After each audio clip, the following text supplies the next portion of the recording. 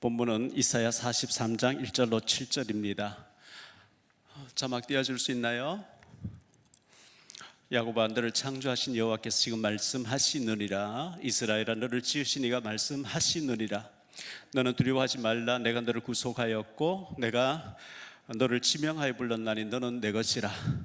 내가 물 가운데로 지날 때에 내가 너와 함께 할 것이라. 강을 건널 때에 물이 너를 침몰하지 못할 것이니며 내가 물 가운데로 지날 때에 타지도 아니할 것이요 사르지도 불이 꽂힌 너를 사르지도 못하리니 대저 나는 여호와 내 하나님이여 이스라엘의 거룩한 이여 내 구원자임이라. 내가 애굽을 너의 속량물로 구스와 스바를 너를 대신하여 주었노라. 내가 내 눈에 보배롭고 존귀하며 내가 너를 사랑하였은즉 내가 내 대신 사람들을 내어주며 백성들이 네 생명을 대신하리니 두려워하지 말라. 내가 너와 함께하며 하여 네 자손을 동쪽에서부터 오게 하며 서쪽에서부터 너를 모을 것이며 내가 북쪽에게 이르기를 내놓으라. 남쪽에게 이르기를 가두어 두지 말라. 내 아들들을 먼 곳에서 이끌며 내 딸들을 땅 끝에서 오게 하며 내 이름으로 불려지는 모든 자 곧 내가 내 영광을 위하여 창조한 자를 오게 하라. 그를 내가 지었고 그를 내가 만들었느니라. 아멘. 첫 번째 대지에 보니까 너는 내 것이라. 하나님께서 우리를 내 것이라 이런 말씀하셨죠. 나를 창조하신 하나님, 1절에 보니까요, 하나님 만드셨어요. 에베소서 2장 10절에 너희는 그가 만드신 바라. 포이에마, 작품이란 뜻이고 명품이란 뜻이에요. 그리고 이사야 44장 2절에 이사야 44장 2절에 너를 만들고 너를 모태에서부터 지어낸 너를 도와줄 여호와가 이같이 말하노라 이렇게 말씀했어요. 24절 말씀에도 내 구속자여 모태에서 너를 지은 나 여호와가 이같이 말하노라. 나는 만물을 지은 여호와라. 홀로 하늘을 폈으며 나와 함께한 자 없이 땅을 펼쳤고 이렇게 말씀했어요. 두 번째로 너는 두려워하지 말라. 사실 우리가 살아가 두려워할 일이 참 많죠.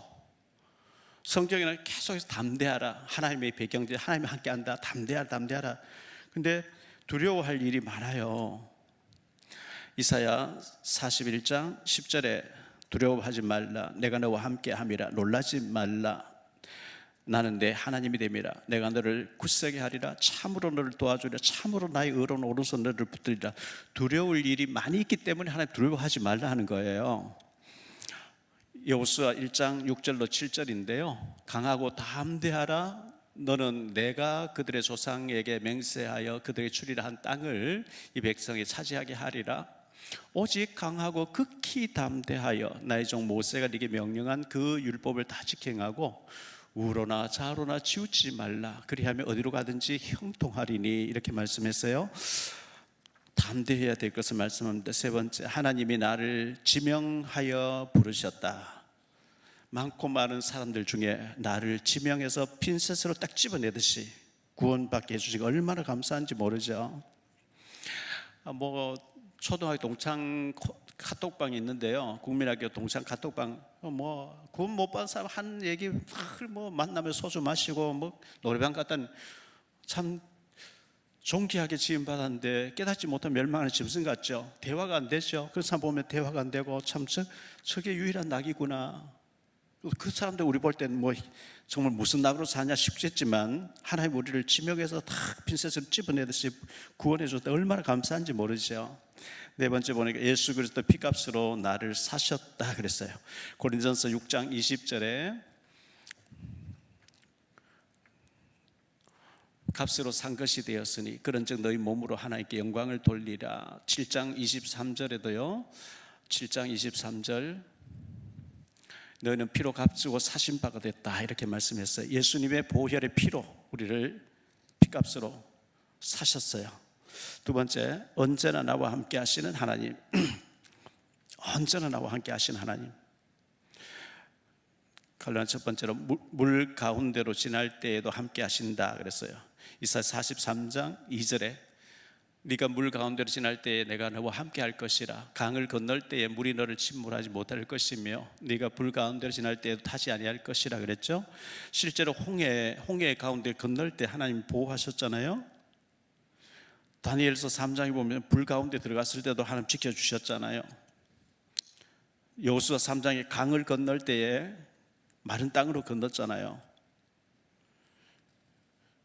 근데 홍해 갈랐는데, 요단 갈랐는데 지금 한강에 들어가면 갈라지겠지. 그건 죽어요. 갈라야 될 이유가 있을 때 하나님 가르치는 거지, 아무 때나 내가 들어가면 그건 죽어요. 그래서 불 가운데 다니엘의 세 친구가 들어갔는데, 사드락 메삭 아벳느고 들어갔는데 하나님이 천사를 보내서, 분명히 3명 던졌는데 4명이 다닌다 그랬거든요. 하나도 하나도 상하지 않죠. 하나님 지키신 거죠. 세 번째로, 하나님은 나를 위하여 나라들을 주시면서 나를 보호하시겠다 이렇게 했어요. 애굽을 너의 속락물로 주겠다. 구스는 에디오피아를 말하는 거죠. 구스와 스바를 속량물로 주면서 너를 보호해내겠다. 이번에 이란에서 미국 비행기 조종사 한 사람이 이제 낙하를 했는데, 비행기는 폭발시켜 버렸고요. 산속에 숨어 있었는데 심장 뛰는 소리를 해서 그 한 사람 살리려고 막 수많은 장비와 수많은 것을 동원해서 살려냈잖아요.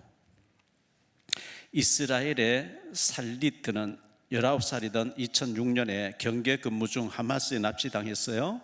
5년 동안 협상 끝에 2011년 이스라엘 당국은 팔레스타인 포로 1027명과 살리트를 맞교환하는 것으로 살리트를 구출해냈어요. 영화 라이언 일병 구하기라는 영화를 보면, 어느 집에 3형제가 전쟁터에 나갔는데 아들 둘이가 죽은 거예요. 어머니가 홀로 있어요. 막내 아들이 지금 최전선에 싸우고 있어요. 사령관이 그 라이언 일병 구해내라 그러죠. 그 한 명을 구해내기 위해서 많은 사람 다치고 죽고 해요. 막 불편하죠. 이 일병 쫄다고 하나 구하려고 이렇게 많은 희생을 해야 되느냐. 근데 사령관의 생각은, 홀로 어머니가 아들 셋 키우는데 두 아들이 죽었어요. 전쟁터에서. 셋째까지 죽으면 어떻게 되겠냐. 그래서 살려서 돌려보내는, 그게 이제 라이언 일병 구하기 영화였잖아요. 하나님은 애국과 구스와 스바를 주면서 우리를 살리겠다, 보호하겠다. 네 번째, 보배롭고 존귀하고 사랑받는 나라가 했어요. 하나님 눈에 나는 보배 같은 자녀예요. 하나님이 보배라고 하는데 내 스스로 나는 재수 없어 이러면 안 돼요. 나를 자학하면 안 돼요. 나를 학대하면 안 돼요. 하나님의 형상대로 지음받은 사람, 우리가 말로 너 나가 죽어, 너 같은 게 이러면 안 돼요. 왜? 주님이 피로 값주고 주님이 보배롭게 여기신다는데 우리가 살려주는 말을 해야 돼. 힘주는 말을 해야지. 그럼 굉장히 우리가 말로 잘해야 되겠죠. 보배롭고 존귀하게, 하나님 눈에 나는 보배 같은 존재라. 로마서 8장 14절 15절에 보면, 무릇 하나님의 영으로 인도함을 받는 사람 곧 하나님의 아들이라. 너희는 다시 무서워하는 종의 영을 받지 아니하고 양자의 영을 받았으므로 우리가 아빠 아버지라 부르시느니라. 하나님이 나의 아빠가 돼 있어요. 하나님의 눈에 나는 존귀한 자다. 예수님이 나를 대신에 죽어주실 만큼 존귀한 자예요. 셋째, 하나님의 눈에 나는 사랑받은 자이다. 요한복음 3장 16절, 하나님 나를 이처럼 사랑하사 독생자를 주시면서까지 나를 구해냈어요.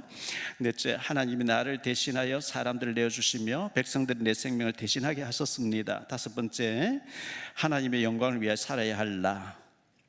하나님의 영광을 위하여 나를 지으셨다 그랬어요.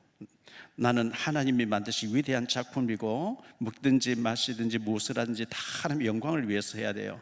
고린전서 10장 31절에 보면, 그런즉 너희는 먹든지 마시든지 무엇을 하든지 다 하나님의 영광을 위하여 하라.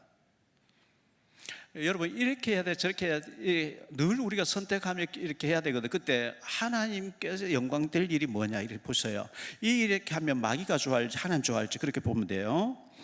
밑에 보니까 예수님이 나를 구원하시려 십자가에 대신 죽어주시면서까지 나를 구원해 주셨는데, 그리고 하나님께서 나를 보배롭고 존귀하고 사랑하신다는데, 나는 우울하고 생각으로 자학하고 공허해하고 있지는 않는지, 공허하고 혼돈하고 흑암 가운데서 벗어나는 길은 생명의 말씀인 성경을 읽고 기도하며 성령 충만 받는 길입니다. 보배롭고 존귀하고 사랑받는 자로 당당하게 살아가자 했어요.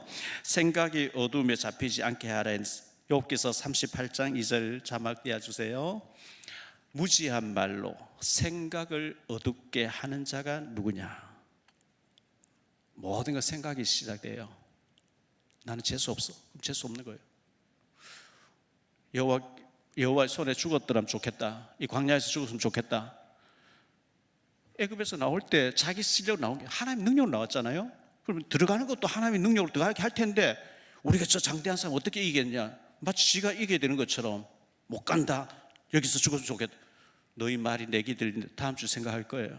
너희 말이 내 귀 들린 대로 너희가 여기서 죽었으면 좋겠다. 여기서 죽게 하겠다. 그게 민수기 14장의 얘기거든요. 말이 무섭죠. 생각이 무섭고 말이 무서운 거예요.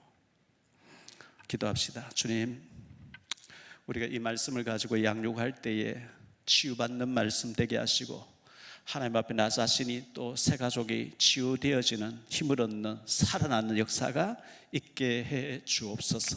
하나님이 나를 존귀하게 보배롭게 작품으로 명품으로 증인으로 나를 하나님 영광 위해서 나를 지었다는데 우리가 말로 다른 사람을 주저앉히고 낙심시키고 죽이는 자가 아니라 살리는 일에 쓰임받는 저희들 되어지게 하옵소서. 만나가 꿀 섞은 만나처럼 맛있게 감격하면서 받다가 시간이 지나면서 은혜가 떨어지니까 기름 섞은 만나고 하찮은 만나고 기력이 쇠하겠다고 못 먹겠다고 이렇게 변질되는 우리가 문제입니다. 주님, 우리가 감사하게 하시고 기뻐하게 하시고 하나님께 영광 돌리게 하옵소서. 주 예수 그리스도 이름으로 축복하며 기도하옵나이다. 아멘.